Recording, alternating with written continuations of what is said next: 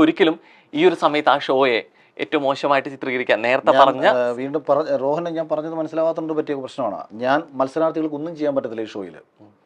ഇതിൽ എന്തെങ്കിലും ചെയ്യാൻ പറ്റുന്നത് പിന്നിൽ പ്രവർത്തിക്കുന്നവർക്കാം. അഖിൽമാരാർ കഴിഞ്ഞ സീസണിൽ പോയി മോശം കാണിച്ചാൽ അഖിൽമാരാർക്ക് മാത്രമേ പ്രശ്നം വരൂ. ഞാൻ വെറുക്കപ്പെട്ടവനായി ഞാൻ പുറത്തേക്ക് വരും. സീസൺ 5 മികച്ചതായിരിക്കും. സീസൺ 4ലും 3ലും 2ലും ഒക്കെ അങ്ങനെ സംഭവിച്ചിട്ടുള്ളവരുണ്ട്. സ്വീകരിക്കപ്പെട്ടവരും വെറുക്കപ്പെട്ടവരും ഉണ്ടായിട്ടുണ്ട്. സീസൺ 5 അഖിൽമാരാർ മോശക്കാരനാണെന്നുണ്ടെങ്കിൽ ബിഗ് ബോസിലേക്ക് കയറി പോകുമ്പോൾ ഏറ്റവും കൂടുതൽ വെറുക്കപ്പെട്ട ഒരു മനുഷ്യനെ ഏറ്റവും കൂടുതൽ അതിനേക്കാൾ വെറുക്കപ്പെട്ട ഒരുത്തനായിട്ട് ഞാൻ ഇനി പുറത്തു വരും. ഷോയ്ക്ക് ഒരു കുഴപ്പം ഉണ്ടാവത്തില്ല. ഈ സീസൺ 5ലേക്ക് പോകുമ്പോൾ ഒന്ന് അതിലൊപ്പം എടുത്ത് ചോദിച്ചോട്ടെ, സ്വയം വിലയിരുത്തുമ്പോൾ സീസൺ 5ലോട്ട് പോകുമ്പോൾ എത്തരത്തിലുള്ള ഒരാളായിരുന്നു? മലയാള സമൂഹത്തിന് വെറുക്കപ്പെട്ടിരുന്നവനായിരുന്നു? സോഷ്യൽ മീഡിയയിൽ ഞാൻ പറഞ്ഞില്ലേ, ഇപ്പം നമ്മൾ എല്ലാ കാലത്തും ഒഴുക്കിനെതിരെ നിൽക്കുന്ന ഒരാളാണ് ഞാൻ. എനിക്ക് ആരുടെയും ഇഷ്ടങ്ങൾ പിടിച്ചു പറ്റി അതിനൊപ്പം സഞ്ചരിക്കാനല്ല എനിക്കിഷ്ടം. എനിക്ക് ശരിയെന്ന് തോന്നുന്ന വിഷയം ഞാൻ കൃത്യമായി അനലൈസ് ചെയ്ത് മനസ്സിലാക്കി അത് ശരിയാണെന്ന് എനിക്ക് തോന്നിക്കഴിഞ്ഞാൽ ഏതവൻ്റെയും മുഖത്ത് നോക്കി പറഞ്ഞു തന്നെ മുന്നോട്ട് പോവുക. നഷ്ടമോ ലാഭമോ എന്തോ ആയിക്കോട്ടെ. 2017 ഞാൻ ഇട്ടൊരു ഫേസ്ബുക്ക് പോസ്റ്റ് ഞാൻ ഈ അടുത്ത സമയത്ത് ഞാൻ സ്ക്രീൻഷോട്ടായിട്ട് ഞാൻ ഇട്ടിട്ടുണ്ടായിരുന്നു. അന്ന് മുതൽ ഈ നിമിഷം വരെയും ഞാൻ കയറി പോകുമ്പോഴും ഞാൻ അങ്ങനെ തന്നെയാണ്, ഇറങ്ങിയപ്പോഴും ഞാൻ ഇങ്ങനെ തന്നെയാണ്. പക്ഷേ ഇതിനകത്ത് ജനത്തിന് തിരിച്ചറിയാൻ കഴിഞ്ഞത് എന്നെ വിലയിരുത്തിയ പല ആൾക്കാരും അവർക്ക് ഇഷ്ടപ്പെടുന്ന വിഷയങ്ങളിലുള്ള എൻ്റെ അഭിപ്രായ പ്രകടനങ്ങളെ വെച്ചിട്ടാണ്. അതിലൂടെയാണ് അവരെന്നെ വിലയിരുത്തിക്കൊണ്ട്. ആ വിഷയത്തിൽ അവർക്ക് എന്നെ ഇഷ്ടമായിരുന്നില്ല. പക്ഷെ അകത്ത് കയറിയപ്പോൾ അവർക്ക് മനസ്സിലായി ഞാനെന്ന് പറയുന്ന മനുഷ്യനാരാണ്, ഞാൻ എങ്ങനെയാണ് സമൂഹത്തിൽ എൻ്റെ ഒപ്പമുള്ളവരെ കാണുന്നത്, എൻ്റെ ഉള്ളിലെ നന്മ എന്താണ്, ഇതൊക്കെ അവർ തിരിച്ചറിഞ്ഞിട്ടാണ് അവർ നമ്മളെ ഇഷ്ടപ്പെട്ടതും സ്വീകരിച്ചതും. പിന്നെ ഞാൻ ഈ സീസൺ പറഞ്ഞൊരു കാര്യം, എന്തുകൊണ്ട് നമ്മൾ സീസൺ 6 പറഞ്ഞതെന്ന് വെച്ചാൽ അണിയറ പ്രവർത്തകർ നശിപ്പിക്കാൻ പോയൊരു ഷോ ആയതുകൊണ്ടാണ്. മത്സരാർത്ഥികൾ മികച്ചവരായിരുന്നു, ഭയങ്കര കപ്പാസിറ്റിയുള്ള മത്സരാർത്ഥികളായിരുന്നു, ഒരുപക്ഷെ മുൻ സീസണുകളെയൊക്കെ അപേക്ഷിച്ച് എനിക്ക് ഉറപ്പാണ്. ഈ സീസണിലേക്ക് കയറുന്ന തുടക്കത്തിൽ പലരെ നമ്മൾ കാണുമ്പോൾ ഭയങ്കര പൊട്ടൻഷ്യലുള്ള ഭയങ്കര മികച്ചവരായിട്ടുള്ള ഒരു 10-18 പേരെ ഇവർ കയറ്റിവിടുന്നു. പക്ഷേ ഈ ഷോയെ ഈ വിധമാക്കിയത് ഈ അണിയറ പ്രവർത്തകർ കാട്ടിക്കൂട്ടിയിട്ടുള്ള ടാസ്കുകളിലൂടെയും അവരുടെ പ്ലാനുകൾ നടപ്പിലാക്കാൻ വേണ്ടി നടത്തിയ കാര്യങ്ങളിലൂടെയും ഒക്കെ തന്നെയാണ്. അതിനെ മാത്രമേ നമുക്ക് എതിർക്കാൻ പറ്റൂ. ഇപ്പം ഇതിനെക്കുറിച്ച് ഈ സീസണെ കുറിച്ച് സംസാരിക്കുമ്പോഴും അല്ലെ മുൻ വിഷയങ്ങളെ കുറിച്ച് പറയുമ്പോഴും ഇപ്പോൾ അഖിൽമാരാർ പോലെ സംസാരിച്ചൊരു വ്യക്തിയാണ് സാബുമോൻ അല്ലെ. ഇതേ രീതിയിൽ വിഷയത്തെ ഉന്നയിച്ച് അതിനിടയ്ക്ക് ഒരു പ്രസ്താവനയിൽ അഖിൽമാരാർ തന്നെ പറയുന്നൊരു കാര്യമുണ്ട്, സാബുമോൻ എന്നെ വിളിച്ച് പറഞ്ഞ കാര്യങ്ങൾ കേട്ടാൽ അല്ലെ ഇതിനേക്കാൾ ഏറെ ഗൗരവമുള്ളതും ഗുരുതരമായ ഒരു വിഷയമാണ്. അദ്ദേഹത്തെ തന്നെ ഈ സീസണിലെ ഗസ്റ്റ് റോളിൽ കാണുകയും ചെയ്യാണ്. ചിലപ്പം അല്ല, അതെന്ന് വെച്ചാല് ഞാൻ ഈ വിഷയം ഉന്നയിച്ചതിന് ശേഷം എനിക്കെതിരെ നിൽക്കുന്നു എന്ന് തോന്നിയിട്ടുള്ളൂ. അതായത് എനിക്കെതിരെ നിൽക്കുന്നു എന്നുള്ള എല്ലാവരെയും ഇവർ വിളിച്ചിട്ട് പലവിധ ഓഫറുകൾ കാര്യങ്ങൾ എല്ലാം ചെയ്തു. ഇപ്പം ഈ ജാൻമണി പോലും എനിക്കെതിരെ ഒരു വീഡിയോ ഇട്ടത്, ജാൻമണിയെ ഈ ഹോട്ടൽ ടാസ്കിലേക്ക് കയറ്റി വിടാമെന്ന് പറഞ്ഞിട്ട് മറ്റൊരു മത്സരാർത്ഥിയിലൂടെ പറയിപ്പിച്ച് വീഡിയോ ചെയ്യിച്ചതാണ്. അല്ലാതെ ജാൻമണിക്ക് ഞാനുമായിട്ട് എന്താ പ്രശ്നം? ഒരു പ്രശ്നം ഉണ്ടായിട്ടില്ല. അപ്പോൾ ഇങ്ങനെ പറഞ്ഞ് ചെയ്യിക്കുകയാണ്, പലരെ കൊണ്ടും പറഞ്ഞ് ചെയ്യിക്കുകയാണ് ഒരുപാട് യൂട്യൂബർമാരും. മേ ബി ഇപ്പം രോഹൻ എന്ന ആളെ ബിഗ് ബോസിലേക്ക് ഒരു അവസരം കിട്ടും എന്ന് രോഹൻ കരുതുകയാണ്. അഖിൽമാരാർക്കെതിരെ ഒരു വീഡിയോ ഇടെന്ന് പറഞ്ഞ് ഏഷ്യാനെറ്റിൻ്റെ PR-മായി ബന്ധപ്പെട്ട് നിൽക്കുന്ന ആൾക്കാർ വിളിച്ചു പറഞ്ഞാൽ രോഹൻ ചിലപ്പോൾ വിചാരിക്കും എങ്കിൽ പിന്നെ ഇതൊരു നല്ല സ്പേസ് ആണല്ലോ, അയാളെ 4 തെറി പറഞ്ഞേക്കാം. അങ്ങനെ വീഡിയോ ഇടുന്ന ഒരുപാട് യൂട്യൂബർമാരും ഉണ്ട്. കാരണം ഇതാണ് അവർക്കുള്ള അവസരം, ഏറ്റവും ബെസ്റ്റ് അവസരമല്ല ഞാൻ ഒരുക്കി കൊടുത്തേക്കുന്നത്. അവരുടെ ഏഷ്യാനെറ്റിൻ്റെ ഭാഗമായി മാറാൻ, ഏഷ്യാൻ്റെ സപ്പോർട്ട് കിട്ടാൻ, ഏഷ്യാനെറ്റ് ഞാൻ പറഞ്ഞ ചില വ്യക്തികളുടെ കേട്ടോ സപ്പോർട്ട് കിട്ടാൻ വേണ്ടിയിട്ടുള്ളൊരു ബെസ്റ്റ് അവസരം.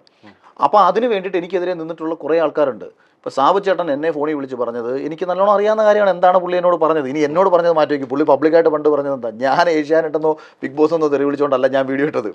ഞാൻ ഈ 2 പേര് എനിക്കറിയാവുന്ന 2 പേർ അവരുടെ മുമ്പ് നടത്തിയ ചില പ്രശ്നങ്ങൾ അറിയാമെന്ന് ഞാൻ കൃത്യമായിട്ട് ആവർത്തിച്ച് പറഞ്ഞ ഒരാളാണ് ഞാൻ. പുള്ളി ഇട്ട പഴയ വീഡിയോ എന്താ, എടാ ഏഷ്യാനെട്ടെ, എടാ ബിഗ് ബോസ് തെണ്ടികളെ നാരികളെ എന്നൊക്കെ പറഞ്ഞിട്ട് ഭയങ്കര ആക്ഷേപിച്ച് പുള്ളി മണ്ട് പോയി വീഡിയോ ഇട്ടിട്ടുണ്ട്. അതാരും ഒന്നും ഏറ്റുപിടിച്ചില്ല എന്നുള്ളതേ ഉള്ളൂ.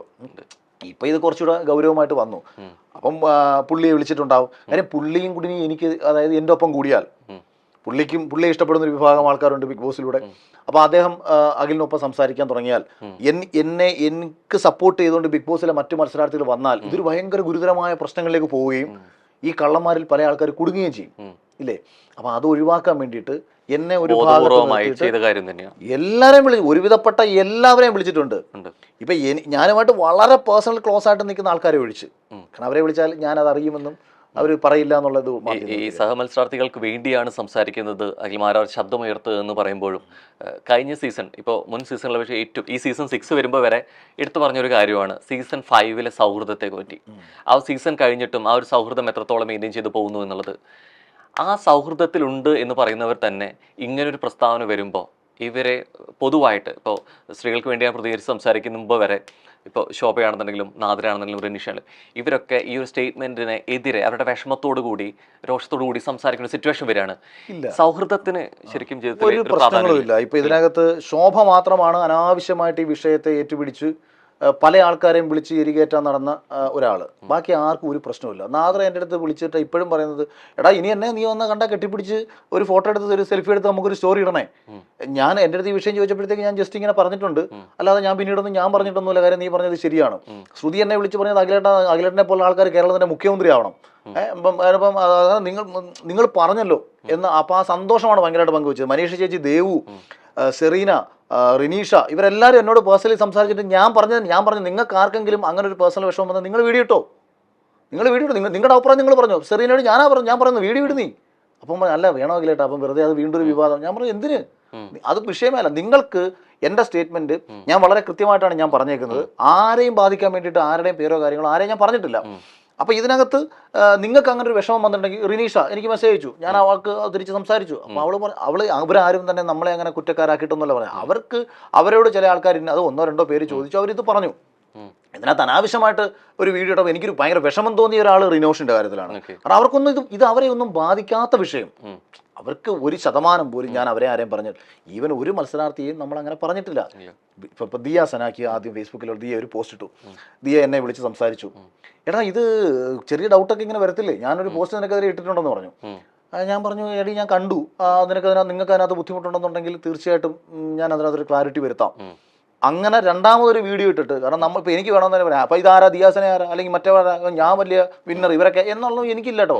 ഒരാളൊരു ഉന്നയിച്ചൊരു വിഷയം ഗുരുതരമാണ്, അവരെ ബാധിക്കുന്നു എന്നുണ്ടെന്നുണ്ടെങ്കിൽ അതിനകത്ത് ഞാൻ അഡ്രസ്സ് ചെയ്യണം. ഞാൻ രണ്ടാമത് വീണ്ടും ഒരു ലൈവ് ഇട്ടിട്ട് കൃത്യമായിട്ട് കാര്യങ്ങൾ പറയുന്ന കേട്ട ദിയ ആ വീഡിയോ ആ പ്രസ്താവന അവർ തന്നെ തിരുത്തി. പിന്നീട് ഞാൻ മൂന്നാമത്തെ മറ്റെന്തോ കഴിഞ്ഞ സമയത്ത് ദിയ എന്നെ വീണ്ടും വിളിച്ചിട്ട് പറഞ്ഞു, നീ ഇപ്പൊ പറഞ്ഞത് ഭയങ്കര ക്ലാരിറ്റി ആയിട്ടോ, നീ രണ്ടാമത് പറഞ്ഞതിനെക്കാട്ടിയും ക്ലാരിറ്റിയിലാണ് നീ ഇപ്പൊ സംസാരിച്ചത് എന്ന് തന്നെ പറഞ്ഞു. ഇവരൊക്കെ തന്നെ ഇപ്പൊ രണ്ടാമത് ക്ലാരിറ്റി കൊടുക്കേണ്ട ഒരു അവസ്ഥ വരുന്നുണ്ട്. പിന്നെ എത്ര പേര് കാര്യം റോഹൻ, എത്ര പേര് ഞാൻ പറഞ്ഞത് ശരിവെച്ച് സംസാരിച്ചു. ഞാൻ പറഞ്ഞ സെയിം കാര്യങ്ങൾ ഫിറോസ് പറഞ്ഞു. മത്സരാർത്ഥികളിൽ ചില ആൾക്കാർക്ക് അതിനകത്ത് അർഹത, അതായത് കഴിവില്ലാത്തവർക്ക് എങ്ങനെ നിലനിൽക്കാൻ കഴിയുന്നു എന്നുള്ള ചോദ്യങ്ങൾക്കുള്ള ഉത്തരം ഒക്കെ തന്നെയാണെന്ന് പറഞ്ഞ ഫിറോസ്. ഒരുപാട് പേര് എനിക്ക് കുറെ പേര് പറയുന്നത് ഞാൻ കേട്ടു. ഇപ്പൊ ഇതിനെ കുറിച്ച് സംസാരിക്കുന്ന സമയത്ത് വരെ സൗഹൃദത്തിന് പ്രാധാന്യം കൊടുക്കുന്ന ഒരാൾ എന്ന തന്നെ നിലയ്ക്ക് ഇപ്പൊ ഇങ്ങനൊരു വിഷയം ഉണ്ടായപ്പോ, ഇപ്പോൾ സീസൺ 6 ആയിട്ട് കണക്ട് ചെയ്തിട്ടും അല്ലെങ്കിൽ സിബിൻ വിഷയത്തിലാണ് തുടങ്ങി വെച്ചെങ്കിലും ഇവരോട് സംസാരിച്ചിരുന്നു. ഇപ്പോൾ ശോഭയോടാണെങ്കിലും നാദിനോടാണെങ്കിലും നിഷയോടാണെങ്കിലും ഇങ്ങനെ സംഭവത്തെ കുറിച്ച് സംസാരിക്കുന്നു, നിങ്ങൾ ഇത്തരത്തിലുള്ള രീതിയിലേക്ക് ഫേസ് ചെയ്യേണ്ടി വന്നിട്ടുണ്ടോ എന്ന് ചോദിച്ചിട്ടുണ്ടോ, സംസാരിച്ചിട്ടുണ്ടോ? അത് ഞാൻ ഓൾറെഡി പഴയൊരു ഇന്റർവ്യൂവിൽ ഞാൻ പറഞ്ഞല്ലോ, ഇവർക്ക് അങ്ങനെ ഫേസ് ചെയ്യേണ്ടി വന്നിട്ടുണ്ടെന്നുണ്ടെങ്കിൽ ഇവർ ഏതെങ്കിലും ഒരു രീതിയിൽ എൻ്റെ അടുത്ത് പറയും. കാരണം അത്യാവശ്യം ഒരു പബ്ലിക്കായിട്ട് ഓപ്പൺ ആയിട്ട് സംസാരിക്കുന്ന ഒരാളായതുകൊണ്ട് ഇതൊക്കെ പറയും.